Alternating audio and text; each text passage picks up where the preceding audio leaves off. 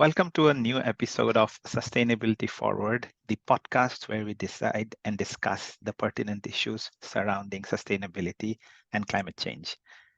We have been exploring a number of new topics with our guest speakers recently, and I'm very pleased to announce another very important guest speaker, Roberto Bocca, on our episode today. As always, with me is my co-host, Carmine. Carmine, would you please welcome Roberto?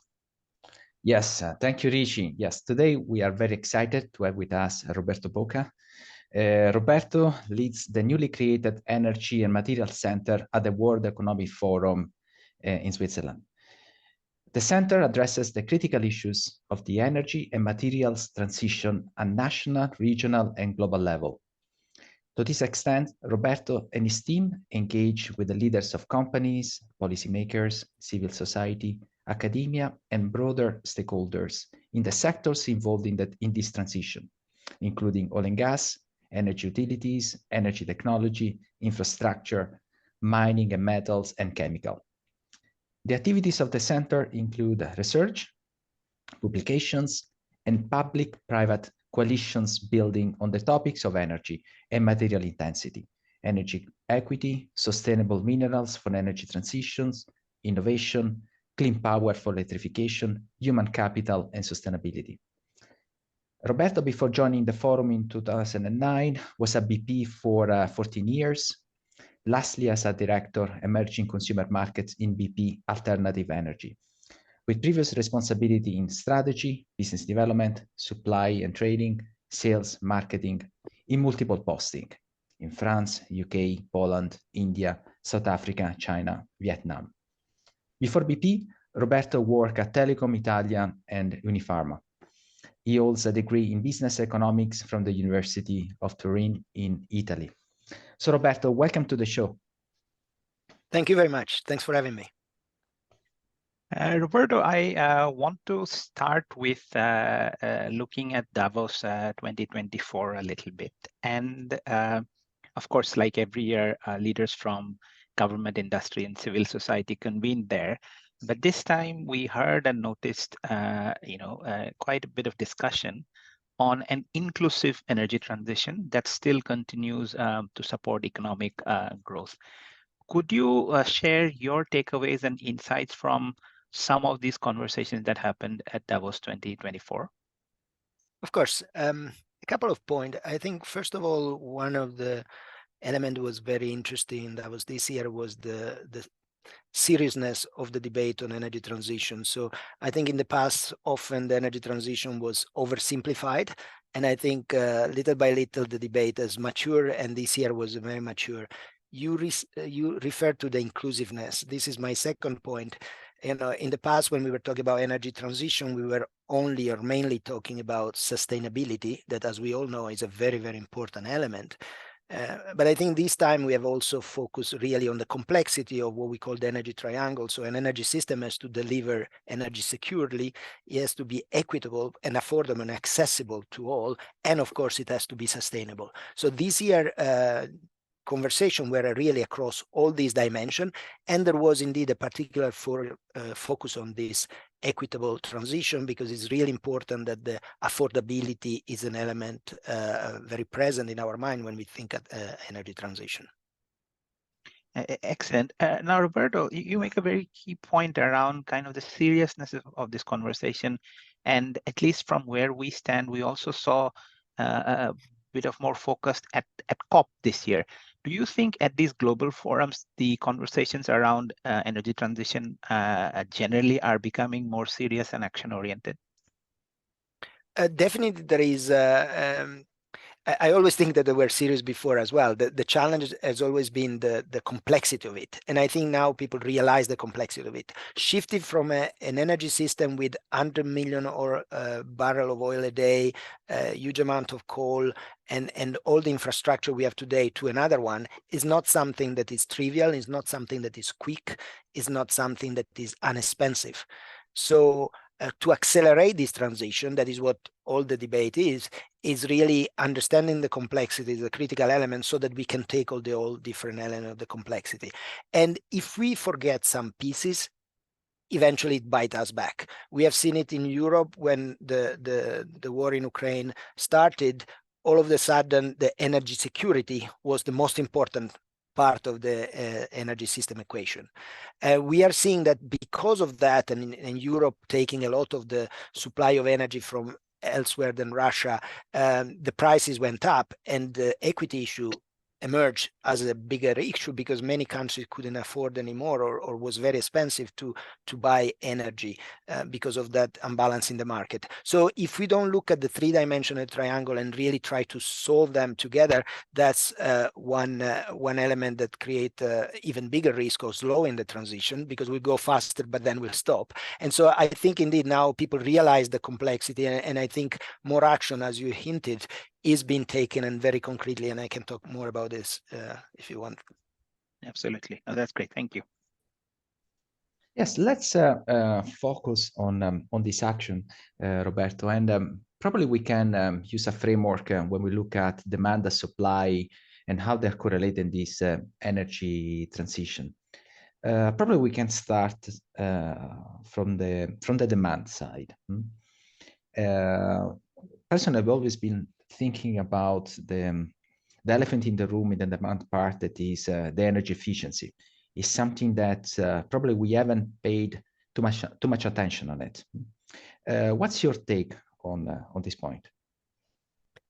Indeed, this is one of those themes that has been on the agenda for many years. Fatih Birol from the IEA always talk about this, has been talking for many years in the forum as well. The issue is that maybe looking only from the efficiency point of view is not enough. And so what we have actually done a study at the forum on the opportunity that there is, and we have identified 30% or 32% of the energy that we use today could be saved.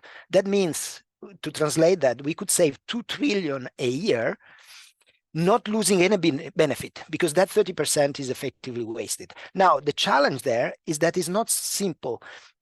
It's not rocket science, but there are sometimes micro projects that needs to happen in different parts of the value chain. And these, sometimes they don't have the right attention. And so that's what we are trying to do, is to bring the right attention to example of where people have done it. We were talking about Davos earlier.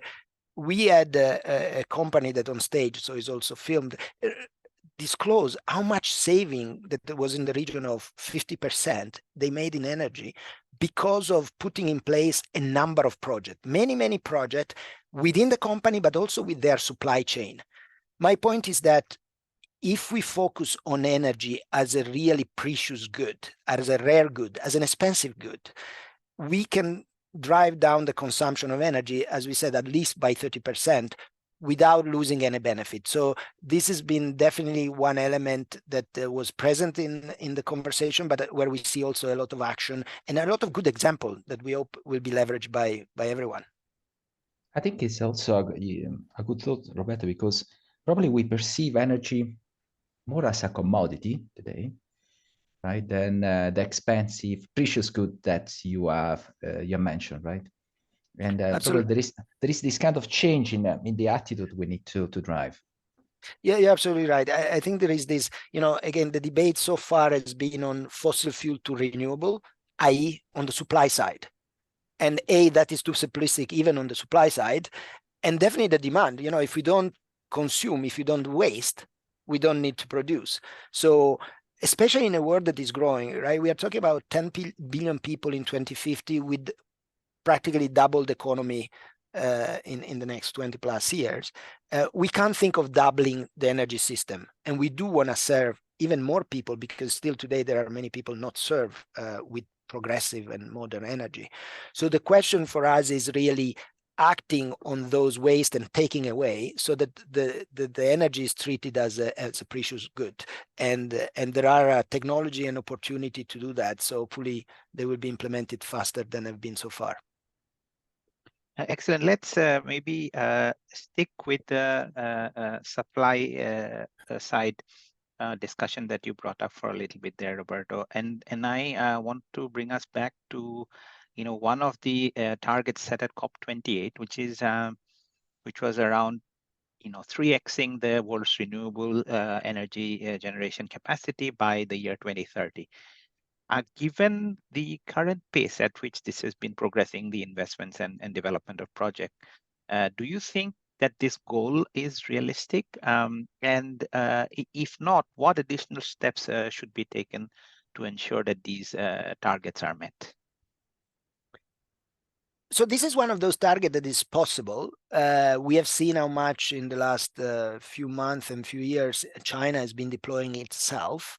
So this is possible, is feasible. One parenthesis, when we talk about renewable energy, we often associate that with solar and wind. Maybe someone associate also with hydro. We have to keep in mind that today more than 50% of the renewable energy is actually molecules instead of electrons. So the green molecule are part of this equation, right? So when we talk about deployment, it's not just solar and wind, but it's also all the set, if you like, of renewable that could be the biofuel and so on included in that. Now, I think somehow China has become the engine of the world when it comes to the technology for solar and wind in particular, but also electric vehicle and batteries. So the challenge here is more on the geopolitical side than on the business side, if you like. So on one side, you have this challenge of geopolitical, will all countries be ready to keep buying from China? And on the other side, you have to make sure that there is a business case. And I think in many cases there is, but we shouldn't neglect the importance of the business case there. So one thing I would like to underline there when we look at this geopolitical game when it comes to the supply from China, I think on one side, oil and gas and energy has always been a geopolitical issue. So it's not a surprise that the energy game is also a geopolitical game. But there is a fundamental difference. When you talk about oil and gas, you have to buy every day. It's not that you install and then that's it. While when you talk about renewable and wind, once you have bought and you have installed, that's it. It will last for, of course you have to do maintenance, but it will last for 20, 30, 40 years. So I think it's very important to understand that, yes, there is a geopolitical game, but I think, and that's why I think we can reach this tripling of renewable energy by 2030, is a different equation than before. And so it's possible that we'll really deploy globally all the renewables that are needed. That is a very good way of looking at sort of the need to buy oil and other commodities on a daily basis, whereas renewables are more or less just an installation game. I wanted to ask maybe a very short question around kind of the quality of products coming out of China, right? That is very often used as an excuse in various forums and conferences. Have you seen that come up as a realistic issue hindering energy transition?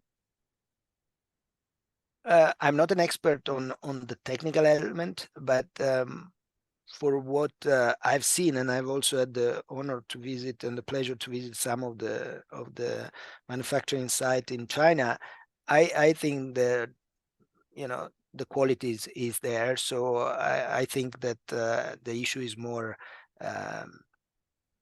local jobs and geopolitical issues than the quality. I think with the massive deployment and industrial policy that China has put in place, have really developed a high technology solution. Of course, now it's also good to see that other countries want to develop that. We have seen the impact of the IRA in the developing of the industry also there, etc. But I think is quality is, of course, can always be better, but I think quality is not the major issue now. Okay, very clear. Roberto, you mentioned something I think extremely important also before, mentioning how the business model, the business case has to support this energy transition, right? And this is probably something that we forget. There is a lot of willingness probably to do well by doing good, but has to be a solid business case really to bring in all the players, all the right investments, all the policies to make this happen. And thinking about that, we see also the need of increased investment that has to go in the global south. You mentioned actually this in one of your recent article posted by the World Economic Forum. Could you expand on how international cooperation and finance mechanisms can be structured to support these investments effectively but also fairly when we talk about the global south? That's very important. The business case is fundamental. Eventually, we live in a market economy, and nobody's going to do this for charity.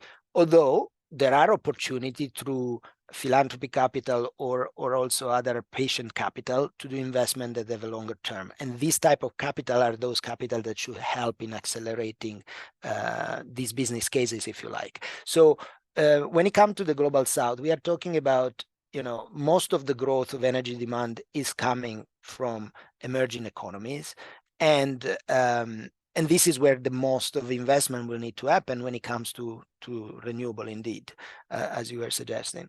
Now, the challenge is we are talking between 3 to 7 times more than today. So already the business case is there, but it's the scale of it that arguably is not there. And part of it is the country risk, the exchange rate risk, the availability of land or permitting, etc. So the country that we have seen succeeding the most in attracting these investments that are needed are the countries that really simplify the business. They have policies that are simple or simpler. There is a legal protection for the investor and so on and so forth.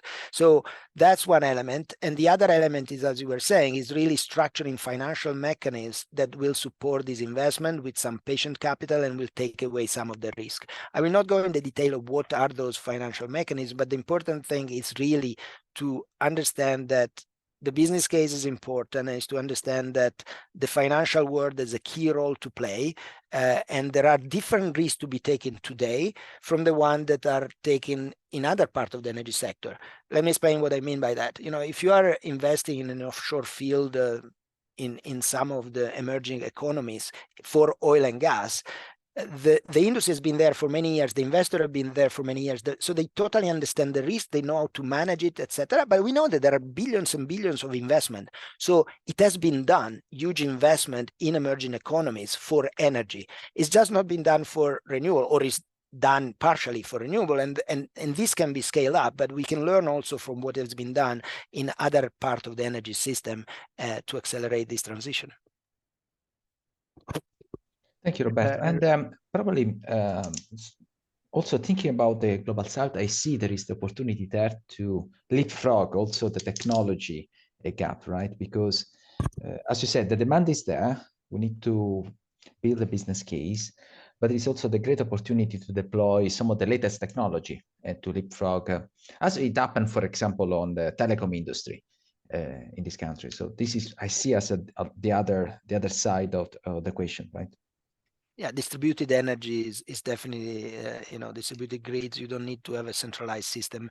And by the way, there are also other issues that we haven't touched so far, but where part of the so-called global south is quite developed is the nuclear piece, right? So again, we always talk about oil and gas and renewable, but they are not the only part. And renewable is not only electron, but it's also molecule. But then there is also the nuclear that is definitely a clean energy from an emission perspective. And of course, there will be a debate on other aspect of it. But the new nuclear is really an opportunity to accelerate this transition and to give, base load and capacity to a country. But as you suggested, then in some area, you can really leapfrog and go with the technology we have to do for distributed energy. That is also opportunity. So the point I'm trying to make is there are a lot of opportunity and a lot of technology that are available. And with the right policies, this can be deployed really much faster than they are today. Roberto, speaking of these various mechanisms and levers available to us, I wanted to maybe add or bring up one more thing to this discussion, which is the concept of global carbon markets and putting a price on carbon emissions. So my question really is that, do you see that as a way to accelerate the energy transition? And if you do, can you also help us understand what are some of the barriers which we can see, in establishing such a system so that global carbon pricing can become a reality? I don't think it can become a reality, unfortunately, a global carbon pricing. But I would almost call it the holy grail. And I agree with what you said. It does help. It does help because effectively is making your business case much stronger. If you are factoring in effectively the externality in the cost of your energy production and consumption, then automatically your business case will become stronger. Is why I don't think global is anywhere near to happen. There are very good systems and there are very good development, and I just if you look at what of course Europe is doing with the trading the market, but also what they've done in Canada, that is a very, very interesting approach. They have put a carbon price progressive, they put a visibility. So the price was $10 per year over 5 years, they got to $50, and now they said it's $15 per year till 2030. And so people have a clear visibility of the cost that will reach, I believe, $170. That is about, probably the real cost of the externality called CO2. And so it's not a sudden thing, it's not an unmanaged thing, it's very clear. And so business can do the right investment at the right time to take it into equation this externality being brought in the system. So there are very good example of carbon policy or carbon market around the world. Unfortunately, I don't think it's realistic to have a global one, and that's why there will be mechanism that each geography that is implementing these policies will put in place to protect their industry and their activities from those that don't have it. And at times, these policy mechanisms could be perceived as protectionist. On the other side, you could look at them as really making sure that everybody plays in the same game. A point very well made, Roberto. This has been a fantastic discussion for Carmine and I am sure our audiences will enjoy, particularly because we started with, by looking at the seriousness of the energy transition conversation in various forums. You brought up the very good point about energy efficiency and the demand side, how there is almost 30% value available just from that. And of course, the big question of the supply side and the massive role of China in it. That has been a very, very interesting point as well. I thank you for your participation in this podcast, which is growing every day that we introduce a new episode. For our listeners, thank you for your participation. I encourage you to check out our LinkedIn page, which is under the name Sustainability Forward, as well as our podcast, which is available on all major forums. Once again, Roberto, thank you very much for your participation. We really enjoyed this discussion. Thank you, and thank Carmine. Thank you, Roberto. Thank you, Richie. Thank you. Take care.